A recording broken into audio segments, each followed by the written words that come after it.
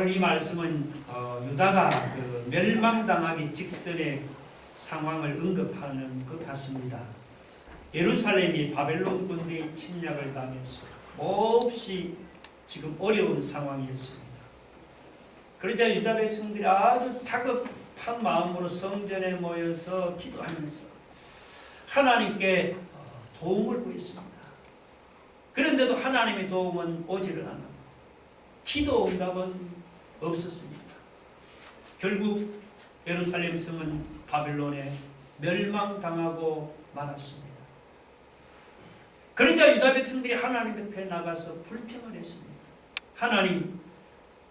하나님은 우리 기도를 들으시는 분이고 우리는 열심히 기도했는데 하나님은 왜 우리 기도에 응답하지를 않습니까?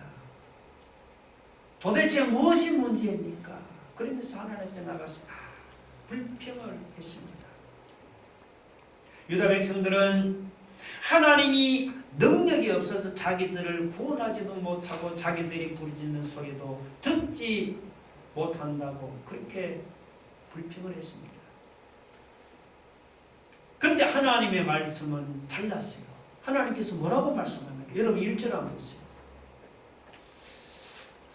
여호와의 손이 짧아 구원하지 못하심도 아니요 귀가 둔하여 듣지 못하심도 아니라. 자, 여기서 여호와의 손은 그 구원하는 하나님의 능력입니다.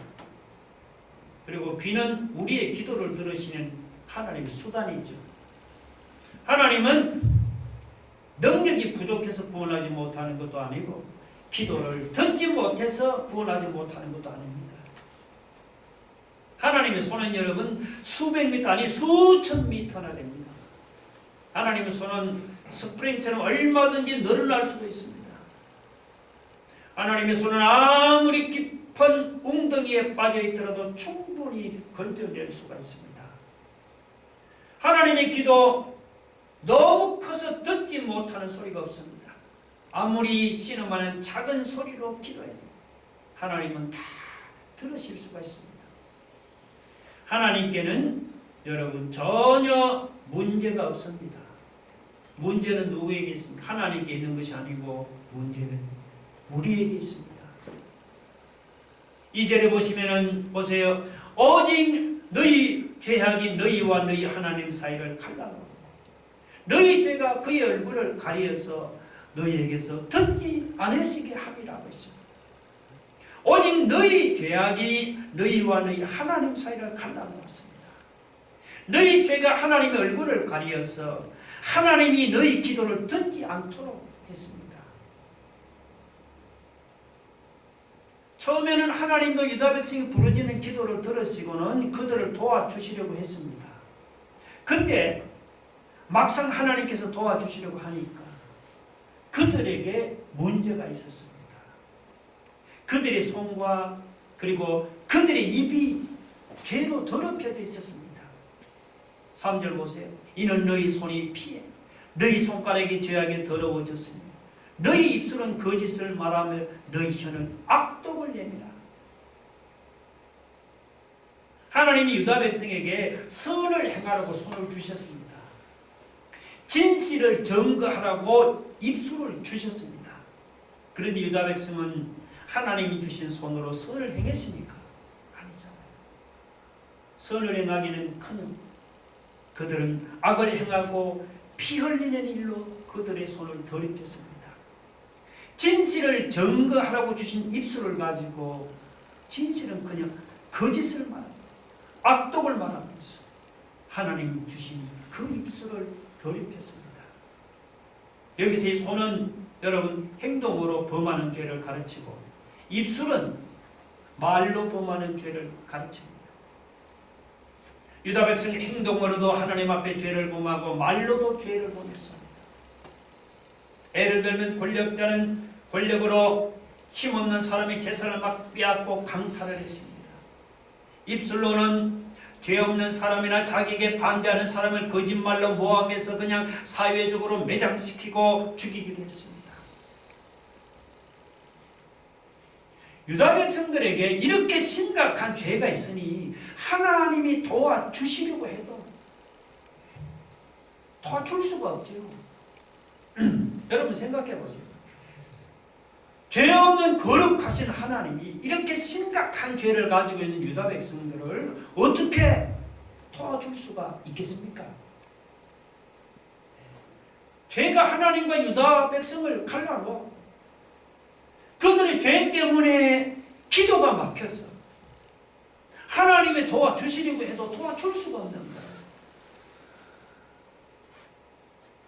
우리가 볼 때는 죄가 별로 심각하게 안 보일지도 모릅니다. 그래서 우리는 항상 죄를 범하면서도 뭐라고 생각합니까? 에이, 이 정도쯤이야 하면서 그냥 대수롭지 않게 넘어갈 때가 얼마나 많습니까? 그런데 하나님 보실 때는 안 그렇습니다. 하나님이 보실 때는 우리에게 죄가 있으면 하나님은 우리를 도와주고 싶어도 도와줄 수가 없는 거예요. 하나님이 보실 때는 죄가 이렇게도 심각한 것입니다. 우리도 혹시 유다 백성들처럼 하나님 앞에 나가서 불평하지 않습니까? 내 손에 묻어있는 더러운 죄는 보지를 못하고 하나님이 내 어려운 문제를 해결해 주시지를 않는다고 여러분 그렇게 불평하지 않습니까? 내 입술로 뿜어낸 거짓이나 악독은 여러분이 보지를 못하고 하나님이 그냥 내 기도를 들어주지를 않는다고 하나님 앞에 나가서 불평하지를 않습니까? 그렇다면 우리는 하나님께 도움을 구하기 전에 먼저 깨달아야 할 것이 있습니다. 우리가 하나님께 나가 도움을 구하는 것도 중요하지만 그보다는 먼저 우리 자신을 돌아보아야 합니다. 죄가 가득한 손이나 입술을 가지고는 아무리 하나님께 도움을 구한들 소용이 없습니다. 여기가 조선이 하면서 죄 짓는 자리에 그냥 터지고 앉아 있으면 안 됩니다. 죄 짓는 자리에서 우리가 과감히 일어나서 하나님이 기뻐하시는 자리로 옮겨가야 합니다. 그러면 하나님의 도움도 나타나고 어려운 문제는 해결되는 놀라운 역사가 나타날 줄로 여러분이 믿으시기 바랍니다. 이 사회는 유다 백성의 죄를 책망하는 것으로만 끝내지를 않았습니다. 계속해서 그들의 죄의 심각성을 지적하고 있습니다. 여러분 이 사회가 지적하는 유다 백성의 죄의 심각성이 어떤지 한번 보세요. 4절을 한번 보세요. 자, 뭐라고 합니까? 공의대로 소송하는 자도 없고 진실하게 판결하는 자도 없으며 허망한 것을 의뢰하며 거짓을 말하며 악행을 잉태하여 죄악을 하며. 그들의 죄악성이 얼마나 심각한가 하니까 여러분 그들 안에는 공의로 소송하고 진실하게 판결하는 자가 없을 정도였습니다. 이 어느 사회든지 그 재판은 뭡니까? 그 사회의 부패를 방지하는 최고의 보루 아닙니까? 그런데 이 최후의 보루라고 여기저는 재판마저 이렇게 타락하고 부패했습니다. 유대사의 죄악성이 얼마나 심각했는지 짐작할 수가 있지요. 재판만 타락하고 부패한 것이 아닙니다. 사람들은 허망한 것을 의뢰해서 거짓을 말하고 악행을 잉태해서 죄악을 낳는다고 했습니다. 이 허망한 것은 사람들이 믿고 오지 않은 세상 것들입니다. 사람들이 하나님을 믿고 의지하지 않고 허망한 세상 것들을 믿고 의지해서 그래서 그런 허망한 것들을 얻겠다고 거짓을 말하고 악행을 계획하고 죄악을 감행하고 있습니다. 얼마나 심각합니까? 5절에 보면 이 독사가 나옵니다. 여러분 그 독사의 알은 그게 깨고 부화되기 전에는요 그게 악하게 보이지 않습니다. 근데 일단 독사의 알이 부화되고 나면은 사람을 해치고 죽이잖아요. 그들의 계획도 독사의 알처럼 처음에는 악해 보이지 않지만 그 계획이 실행되면 많은 사람을 죽입니다. 계획만 악한 게 아니고 여기 4절로 쭉 밑에 보면 그들의 죄의 심각성이 얼마나 심각합니까? 거미줄로 옷을 짤 수 없듯이 그들의 악한 행위는 자기들의 죄를 가리지를 못합니다. 6절의 끝에 보면 그 행위는 죄악의 행위라 그 손에는 포악한 행동이 있으며 그리고 그 발은 행악하기에 빠르고 무지한 피를 흘리기에 신속하겠죠. 그러니까 유다 백성의 행위가 이렇게 악한데 이런 악한 행위를 가지고 어떻게 자기들이 죄를 가릴 수가 있겠어요? 행동만 악한 게 아니죠. 7절 중간에 뭐라고 합니까? 그 생각은 악한 생각이라. 행동이 악한 것은 물론이고 생각으로도 선한 것은 전혀 그냥 생각하지 말고 생각한다니 항상 악한 것만 생각하는 것이 그게 유다 백성이었단 말이죠. 죄악성이 이렇게도 심각했습니다. 이런 그 죄의 심각성을 바울이 로마서 3장에서 인용을 했습니다. 한번 볼까요? 로마서 3장 9절 한번 봅시다. 다 같이 시작. 유대인이나 헬라인이나 다 죄 아래 있다고 우리가 이미 선언하였느니라. 여기서는 여러분 이 죄 아래 죄가 복수가 아니고 단수로 서 있습니다. 로마서에서 이 죄를 단수로 쓸 때와 복수로 쓸 때는 뜻이 달라요. 죄를 죄들이라고 복수로 쓸 때는 흔히 우리가 범하는 이런저런 여러 가지 악한 행동을 말하죠. 무슨 사기치고 폭력 모든 것을 다 모아서 죄들이라고 합니다. 반면에 그 죄를 이제 단수로 쓰면 뜻이 달라져. 보이지 않은 그 죄의 세력이나 어떤 죄의 실체를 가리켜서 죄라고 합니다. 에베소서에서는 이 죄를 가리켜서 공중의 권세 잡은 자라고 했잖아요. 그러니까 권세 잡은 자라고 한 것을 보니까 죄가 사람을 지배하는 어떤 세력이면 틀림없죠. 그리고 성경 다른 곳은 죄를 가리켜서 사탄, 마귀, 악령이라고 했습니다. 그러니까 죄라는 것이 어떤 개념이나 무슨 추상명사가 아니고 이 죄라는 것이 뭐냐 하니까 사탄, 마귀와 같이 사람의 배후에 있는 보이지 않지만 아주 무섭고도 강한 실체라는 거죠. 그래서 우리가 죄 아래에 있다 이 말은 그렇게 무서운 죄의 지배 아래에 놓여 있다는 것입니다. 그 멍에 아래에 매여서 무거운 짐을 지고 평생을 종살이 하는 여러분 노예를 생각하면 얼마나 비참합니까? 그렇지요. 죄 아래에 있다는 말이 바로 그런 뜻입니다. 우리가 이성으로 생각하고 판단한 것 같지만 이놈의 죄가 얼마나 힘이 센지 보이지 않는 가운데 우리의 목덜미를 팍 움켜쥐고는 자기 마음대로 우리를 끌고 다닙니다. 그렇게 무서운 힘을 가진 그 죄의 소나기에 우리가 붙잡혀서 평생을 우리가 죄에 끌려다니면서 죄의 종노릇을 하고 있습니다. 얼마나 비참한 노릇이냐 말이에요. 근데 이 유다 백성이 처음부터 이렇게 죄 아래 끌려다니는 신세가 아니었잖아요. 그들이 처음 가나안 땅에 들어올 때는 어떻게 했습니까? 그때는 하나님 은혜에 사로잡혔어. 하나님의 말씀에 순종하며 살아갔잖아요.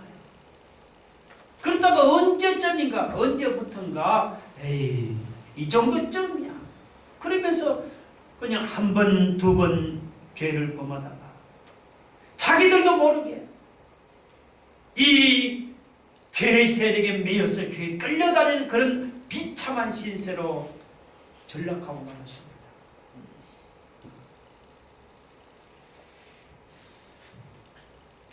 우리 베드로전서 5장 8절 한번 봅시다. 다 같이 한번 읽어봅시다. 베드로전서 5장 8절 시작. 근신하라 깨어라 너희 배적 마귀가 우는 사자같이 두루다니며 삼킬 자를 참나했습니다.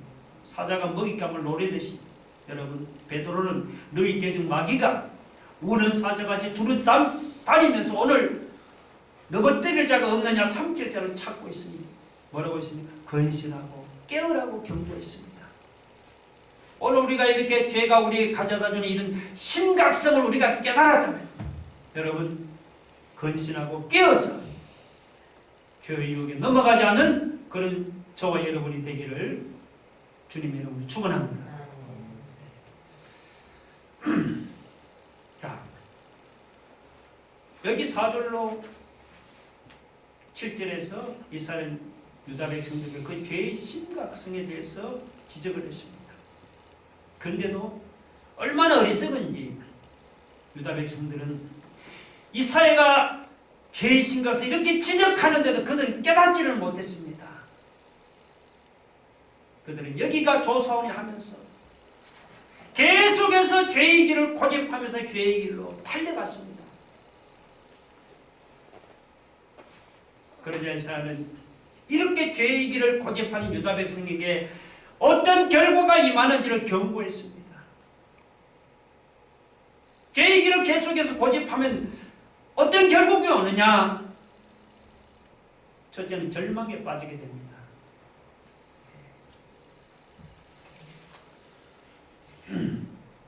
7절 하반절은 뭐라고 합니까? 보세요. 황폐와 파멸이 그 길에 있으면, 그죠? 계속해서 죄의 길을 고집해 나가면 어떻게 되느냐? 황폐와 파멸이 그 길에 있으면 그들은 평강의 길을 알지 못하며 그들이 행하는 곳에는 정의가 없으며 굽은 길을 스스로 만드나니 무릇 이 길을 밟는 자는 평강을 알지 못하느니라. 여러분, 만약에 사람이 자기가 가고 있는 길 앞에, 내 길 앞에 황폐와 파멸이 기다리고 있다면 마음에 무슨 평강이 있겠습니까? 그렇지 않겠습니까? 여러분도 그렇잖아요. 평강은 그냥 끝이 보이지 않는 절망만 있을 뿐이죠. 근데 사실은 여러분, 자기 앞길에 파멸과 황폐가 있는 것보다 더 기가 막힌 절망은 뭔가 하면요, 그것은 자기가 가는 앞길에 황폐와 파멸이 기다리고 있는데도 그 사실조차 모르는 것입니다. 자기가 가는 길 앞에 황폐와 파멸이 기다리고 있습니다. 자기가 가는 길 앞에 죽음이 입을 벌리고 기다리고 있습니다. 그런데도 그 사실조차 모르고 살아간다고 여러분 생각을 해보세요. 그렇게 세상에 그보다 절망적인 사람이 어디 있겠습니까? 사람이 죄의 길을 달려가면 처음에는 아주 달콤할지 모르지만 나중에는 이런 끔찍한 황폐와 파멸이 기다리는 절망에 떨어지고 마는 겁니다. 두 번째는 뭐죠? 우리가 계속해서 죄의 길을 고집하면은 우리가 기대하는 것들이 다 무너집니다.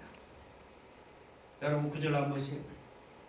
그러므로 정의가 우리에게서 멀어지고 공의가 우리에게 미치지 못한즉 우리가 빛을 바라나 어두운 뿐이요 밝은 것을 바라나 캄캄한 가운데 행하리로다. 이사야는 우리가 빛을 바라지만 어두운 뿐이고 밝은 것은 바라지만 캄캄한 가운데 행하게 되었다고 그렇게 탄식하고 있습니다. 왜 그렇게 됩니까? 선지자의 그 지적을 듣지 않고 죄의 길로 가다가 이렇게 된다는 겁니다. 실제 역사를 보면 북쪽에서는 아수르나 바벨론이 침략하고 그리고 남쪽에서는 애굽이 수시로 유다를 침공해 왔습니다.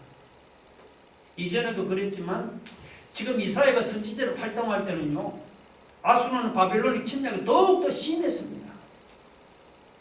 그런 상황에서 유다 백성들은 하나님이 능력으로 지켜주시기를 기대했습니다. 빛을 발하세요. 9절에 그랬죠?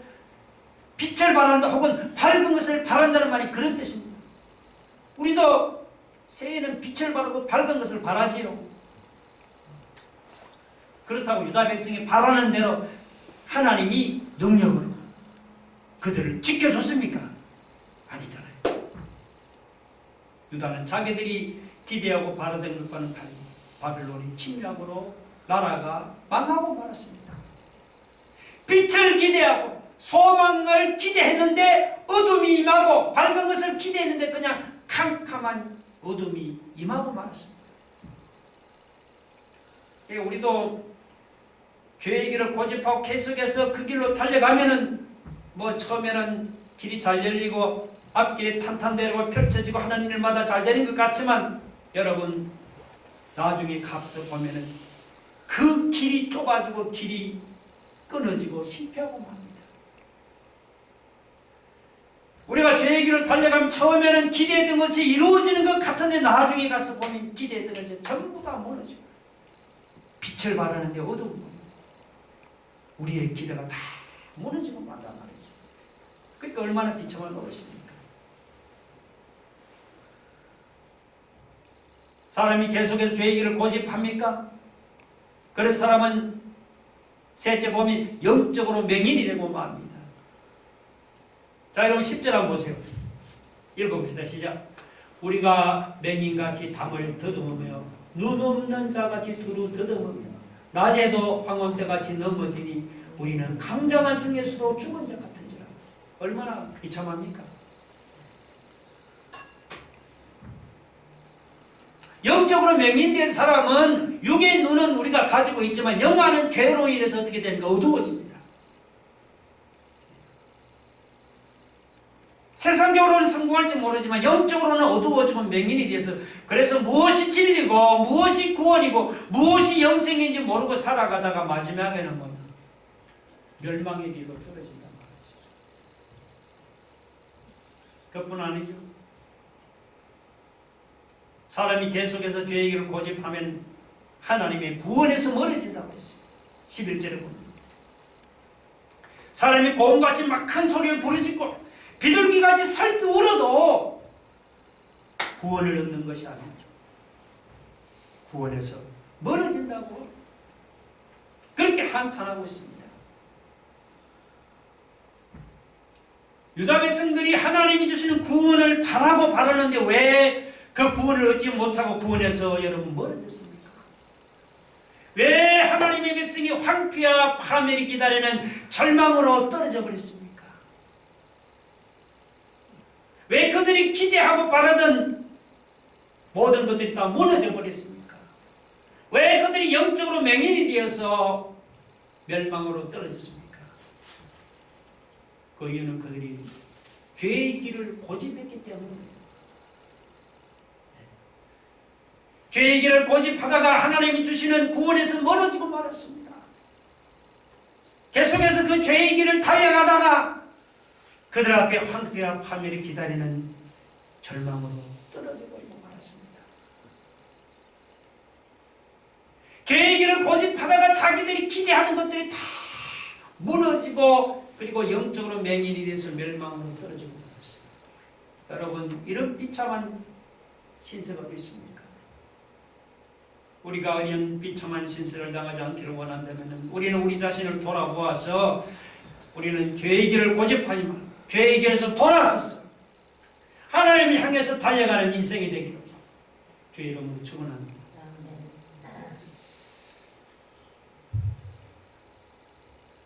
마지막으로 여러분, 이런 죄가 가져오는 이런 비참한 결과에서 벗어나려면 우리가 어떻게 해야겠습니까? 이사야 본문에서 죄에서 벗어나는 직접적인 방법은 언급하지 않았습니다. 읽어보면. 그러나 죄의 심각성이나 혹은 죄가 가져오는 이런 비참한 결과를 생각하면 어느 정도 짐작을 할 수가 있습니다. 여러분, 우리가 이런 비참한 죄의 결과에서 우리가 벗어나려면 우리는 무엇보다도 우리 자신을 바로 알아야 합니다. 앞에서 바울의 인생을 가르쳐서 뭐라고 했습니까? 로마서 3장 9절에서 죄 아래 끌려다니는 신세라고 선언을 했죠. 유대인이나 헬라인이나 다 죄 아래 있다고 우리가 이미 선언하였느니라. 그 말이 그런 뜻이죠. 그것은 여러분 사실 바울의 선언이라기보다는 그것은 하나님 자신의 선언입니다. 하나님께서 인생을 보실 때 유대인이든 헬라인이든 그 말은 모든 인생이 다 죄 아래 있다고 하나님이 선언하신 것입니다. 이렇게 죄 아래 사로잡혀서 끌려다니는 비참한 인생에 어떻게 하면 이 죄의 결박에서 우리가 벗어날 수가 있습니까? 그러면 무엇보다 자기 자신을 바로 알아야 합니다. 다시 말하면 우리 자신이 죄 아래 매여서 죄의 지배를 당하는 그런 비참한 죄인이라는 사실을 우리가 바로 알고 그렇게 인정해야 한다는 말입니다. 근데 안타까운 것은 이게 잘 안 됩니다. 여러분, 솔직히 사람이 자기가 죄인이라는 사실을 인정하는 것이 이거 얼마나 어렵고 힘든 일인지 모릅니다. 교회를 10년, 20년 다니고 마찬가지입니다. 말로는 자기가 죄인이라고 고백은 합니다. 그런데 정말 자기가 죄인이라고 인정하고 고백하는 사람은 많지가 않습니다. 뭐죠? 속으로는 그래도 나한테 남들과 다른 선한 데가 있다. 그래도 나는 선한 데가 있는데, 이런 생각이 우리의 심령 골수에까지 깊이 박혀 있어요, 사실.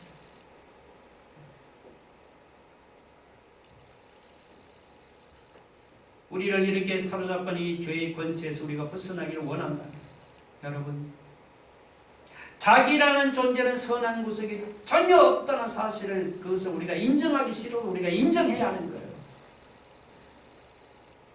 그래서 사람이 이렇게 자기가 죄인이라는 사실을 인정하고 나면은 어떻게 됩니까? 그러면 그때부터 어떻게 돼요? 더 이상 자기를 믿으려고 하지 않지요.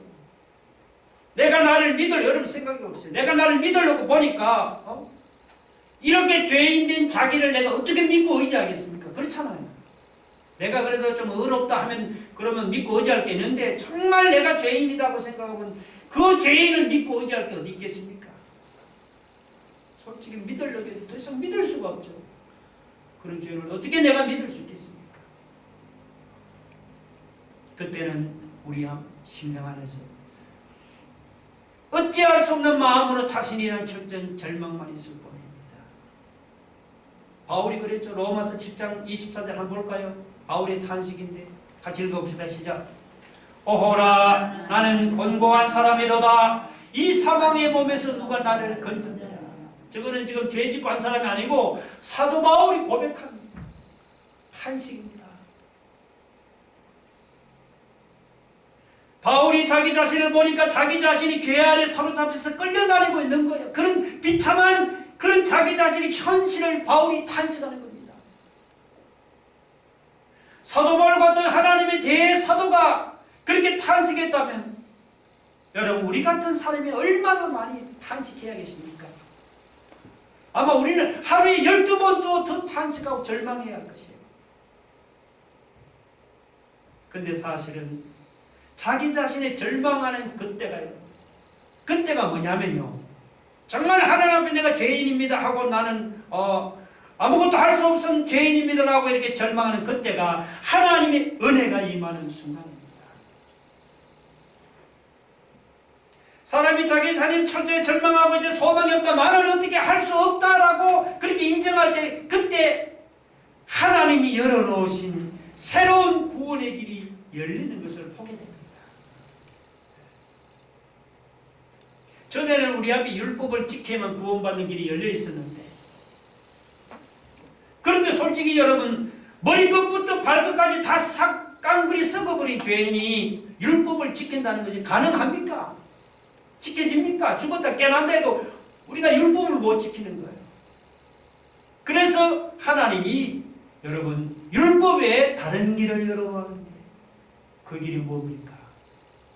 바로 예수 그리스도를 믿음으로 구원받는 길입니다. 우리 로마서 3장 22절 같이 한번 읽어봅시다. 다 같이 시작. 곧 예수 그리스도를 믿음으로 말미암아 모든 믿는 자에게 미치는 하나님의 의인이 차별입니다. 하나님 이런 말시키는 구원이라는 것입니다.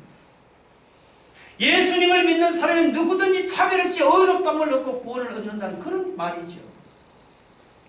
하나님께서 우리 앞에 열어놓으신 새로운 구원의 길이 바로 무엇이? 바로 이것입니다. 예수 그리스도를 믿음으로 구원받는 길이에요. 여러분, 우리가 오늘 성경에 나온 이런 죄의 심각성을 인정하고 죄가 가져오는 이런 비참한 결과를 여러분이 인정하십니까? 네. 그러면 여러분, 우리가 다 죄 아래 있다고 선언한 그 하나님의 말씀을 들을 때 우리는 나는 아닙니다 라고 이렇게 여러분 부인하지 마시고, 솔직히 그 말씀 앞에 우리도 사도 바울처럼 오호라, 나는 곤고한 사람입니다. 이 사망의 몸, 이 죄에 사로잡힌 이 사망의 몸에서 누가 나를 건져내라고 이렇게 탄식하면서 솔직히 하나님 앞에서 내 자신이 어찌할 수 없는 죄인이라는 사실을 인정하고, 그리고는 자기 자신에 대해서 철저하게 절망을 해요. 내 힘으로는 안 된다. 이렇게 자기 자신의 죄성을 보고 절망한다고 망하는 게 절대 아닙니다. 이렇게 사람이 자신에게 철저하게 절망할 때가 오히려 뭐죠? 바로 그때가 죄의 결박에서 벗어날 때.